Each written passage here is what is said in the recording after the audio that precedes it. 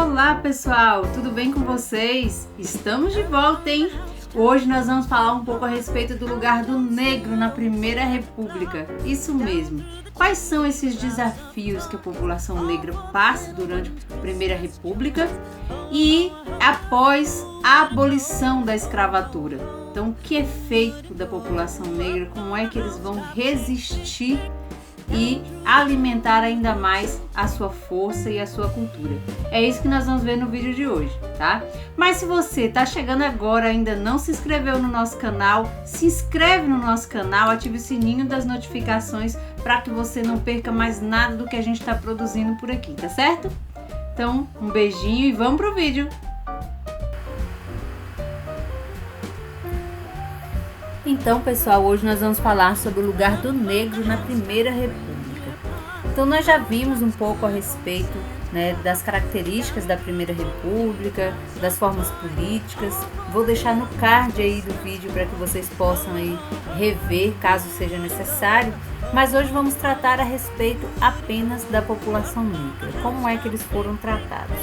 Após a abolição da escravidão, que foi realizada em 1888 e libertou os escravos, nós não tivemos aí o rompimento com a mentalidade escravista que existia na sociedade daquela época.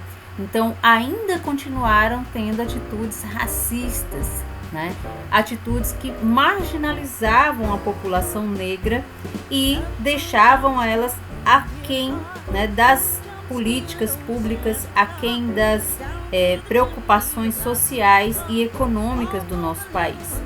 Então, esse tipo de comportamento vai se revelar presente também na nossa Constituição brasileira de 1891, que continua também excluindo os ex-escravos do direito ao voto. Por que isso? Porque na Constituição de 1891 estava previsto o direito a voto apenas para os alfabetizados. Então, a maioria da população daquela época era ainda uma população de analfabetos, inclusive os ex-escravos, é claro. Então, na época, nós tivemos aí esse abandono dessa população e de sua participação aí no processo político do nosso país. Na educação, também não havia políticas públicas aí de inserção dos negros nas escolas. Então, havia o direito à educação, já estava previsto na legislação, mas apenas no papel. Então, na prática, esses homens e mulheres negros, essas crianças negras, não tinham ainda como usufruir desse direito na prática, tá? Então, outro fator que também faz esse processo de marginalização ficar muito presente, muito aparente na sociedade brasileira da Primeira República foi a falta de trabalho.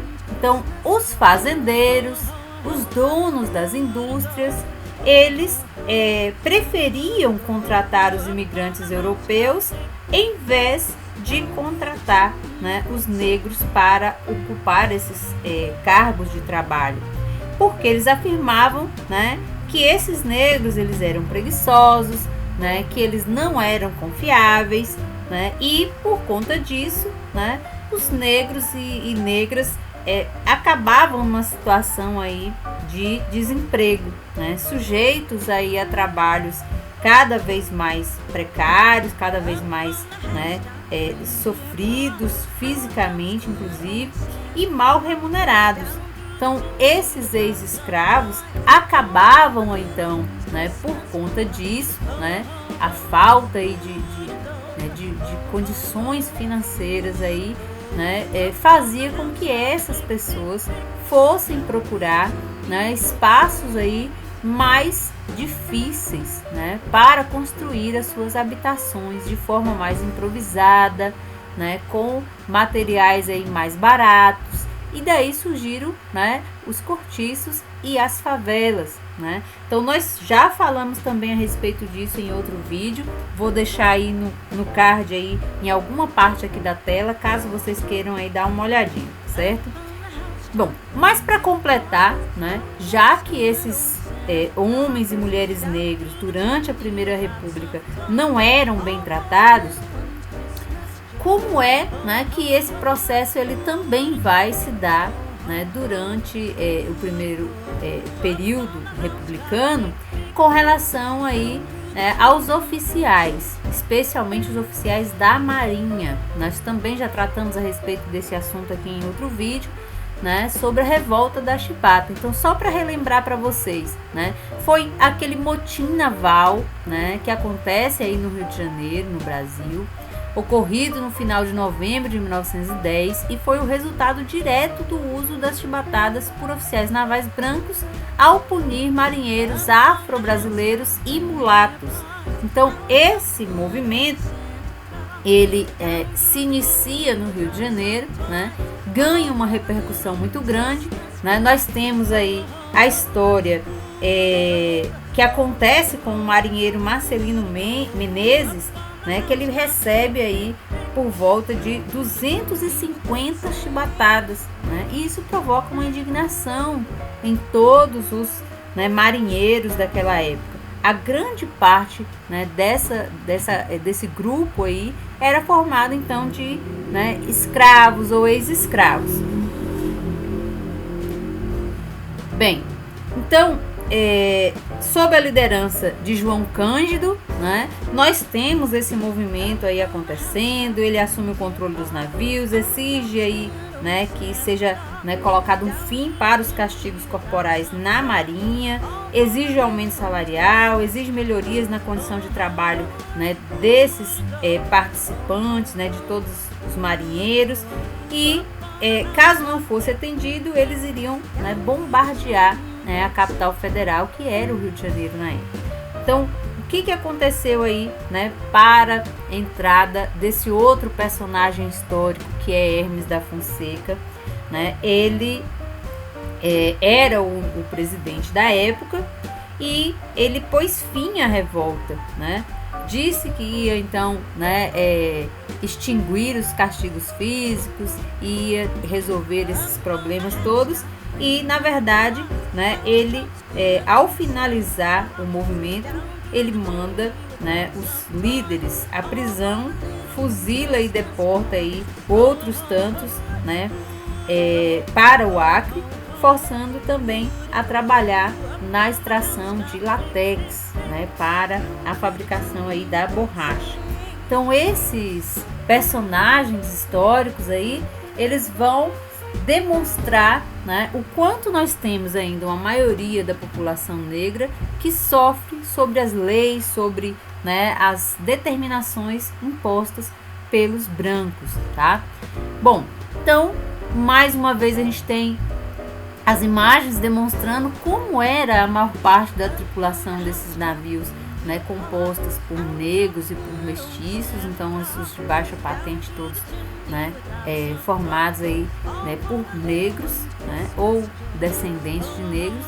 E nós vamos então, né, observar que esse movimento, né, realizado aí na revolta da Chibata, ele foi, né, mais um dos movimentos sociais em que os negros vão participar, né? E com ele também, né, a gente tem a participação da chamada imprensa negra, tá?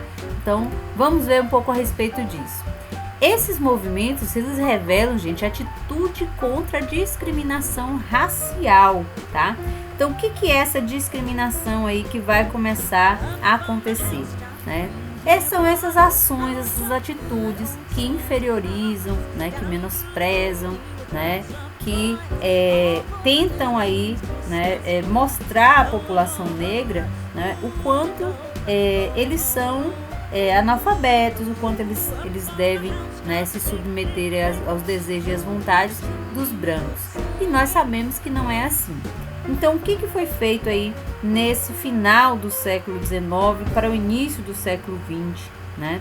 que começou a resgatar mais a dignidade, né, e a força da população negra.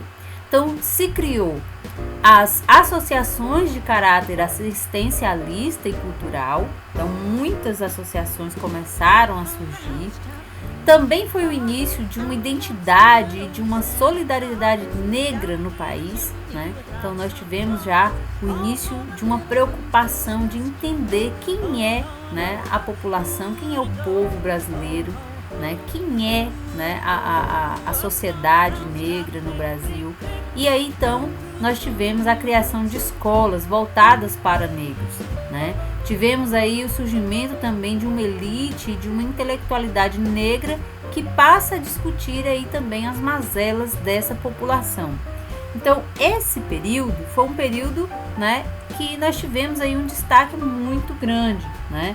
Então, mesmo sem uma política, né, nacional que inserisse o negro na educação, né, uma restrita parcela dessa população conseguiu investir nessa formação intelectual, né? Então isso começa a trazer reflexos aí para, né, o surgimento aí de, né, uma maior força, uma voz. E essa voz vai surgir justamente na imprensa negra, tá? A chamada imprensa negra, ela aparece nesse contexto principalmente no estado de São Paulo.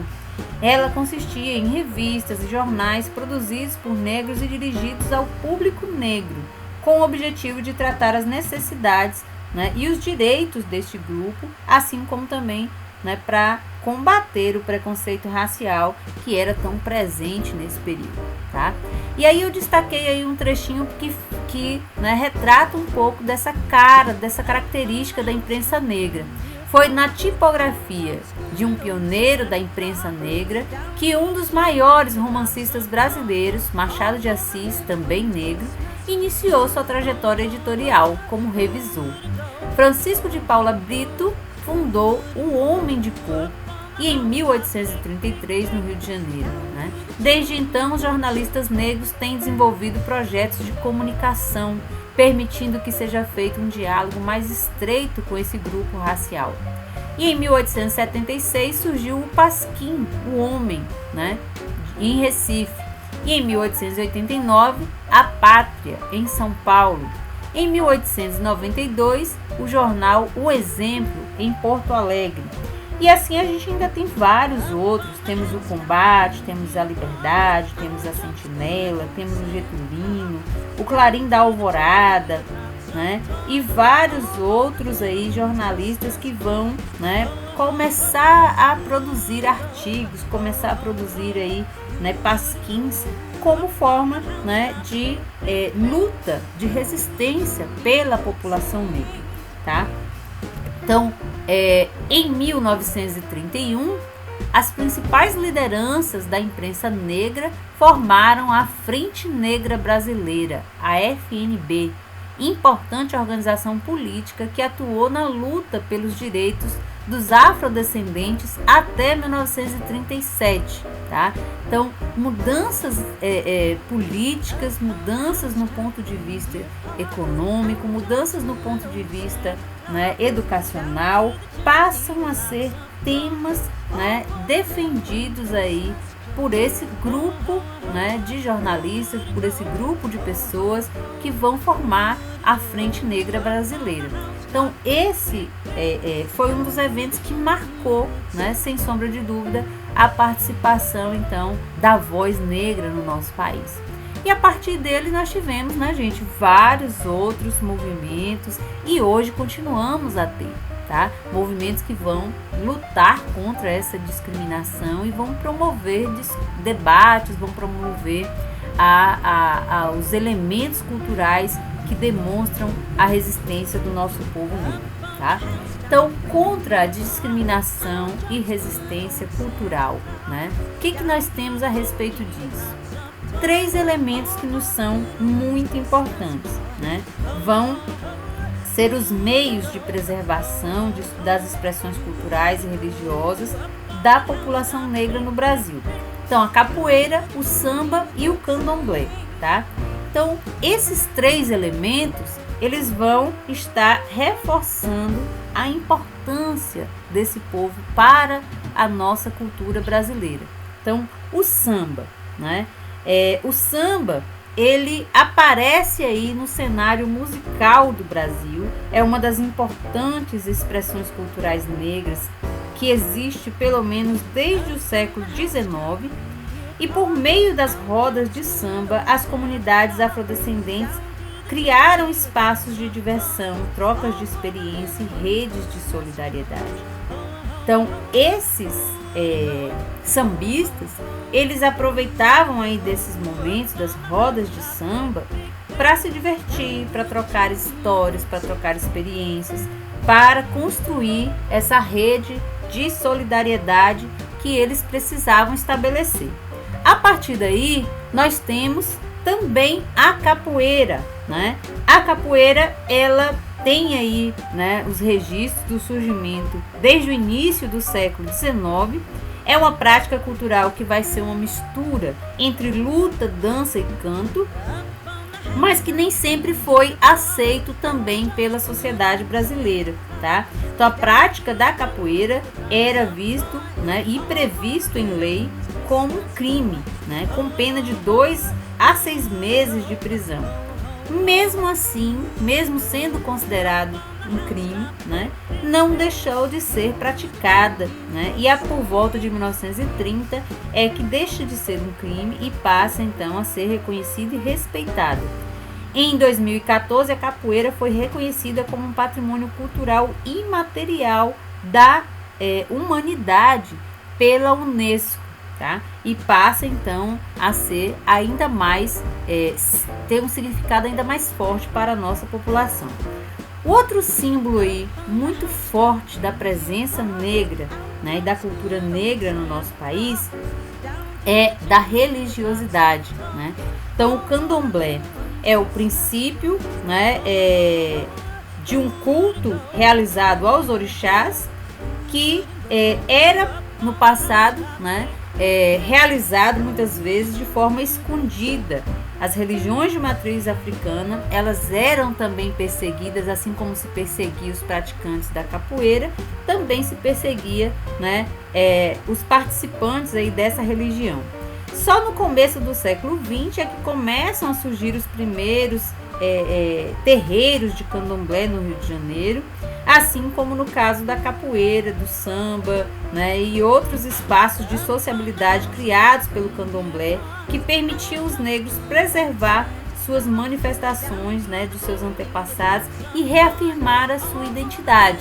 Mesmo, né, nos dias atuais, nós ainda percebemos e ainda vemos nos noticiários, né, ainda as perseguições que são, né, sofridas aí, né, os adeptos aí do candomblé, os praticantes aí da religião, certo? Mas nós chegamos aí, né, ao século XXI ainda com muitas lutas, né? Então, a discussão sobre o racismo, sobre a discriminação, né? A necessidade de se fazer movimentos sociais, a necessidade de se falar sobre o assunto ainda está muito forte na nossa sociedade, precisa ainda, né, ser falado mais vezes, tá? Então, a população negra no nosso país, né, segundo os dados do IBGE, chega aí a 54%, né?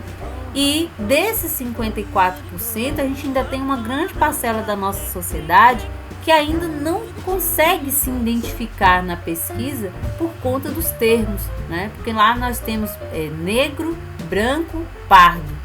Então, as pessoas que não consideram-se, né, negras totalmente, também não se consideram, né, brancas, e aí, né, acha esse termo pardo assim meio errado. Então acabam, né, omitindo as informações, né, acabam não conseguindo se identificar dentro dessas perguntas, tá?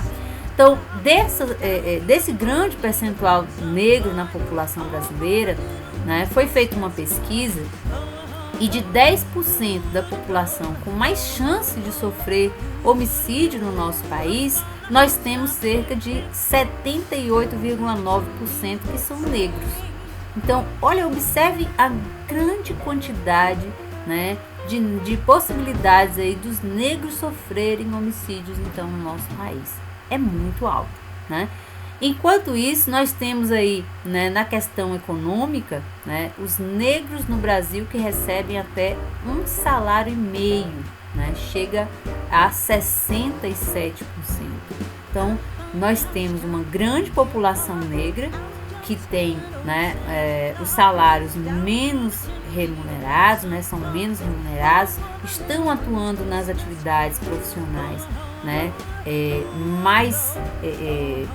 mais difíceis, né, mais sofridas, digamos assim. E temos aí, né, a questão também da mulher, a presença da mulher negra nas estatísticas também de violência doméstica. Chega a marca aí de 58,68%, segundo os dados da pesquisa, né, de 2015. Então, olhem quantas são as lutas, quantas são as discussões, né? Quantos são os casos aí de negros e de negras que são injustiçadas, que são vítimas, né, de preconceito, de racismo, que, né, a gente precisa ir para a mídia e falar mais sobre o tema, né, buscar mais informações sobre ele, tá? E nós vamos ficar com esse assunto por aqui, mas você pode estudar mais sobre isso, você pode ir lá nesses sites que a gente vai estar indicando, que são muito importantes, né? E vão ter muitos assuntos aí a respeito, né, dessa questão do papel aí, né, do negro na nossa sociedade e da história também, né, do povo negro. Então, o portal Gélides, né, o site Alma Preta e o site Resistência Afroliterária também são muito interessantes e fica aí a dica pra gente. Muito obrigado por você que ficou na nossa aula até agora, tá certo? E aí, vocês viram que legal? Na verdade, gente, o lugar do negro na Primeira República, na Segunda República e o lugar do negro hoje é aonde o negro quiser, aonde a negra quiser, tá? Então nós precisamos, na verdade, desmistificar essa ideia do racismo, acabar com os preconceitos que existem ainda na nossa sociedade e permitir que as pessoas possam viver com dignidade, seja ele branco, negro, amarelo e de que cor ele esteja, certo? Muito obrigada, então, por você ter ficado conosco até agora. E agora eu acho que é a hora de você deixar aquele like no vídeo pra gente, para nos ajudar a crescer ainda mais o nosso canal. Um beijo para vocês e até a próxima. Tchau!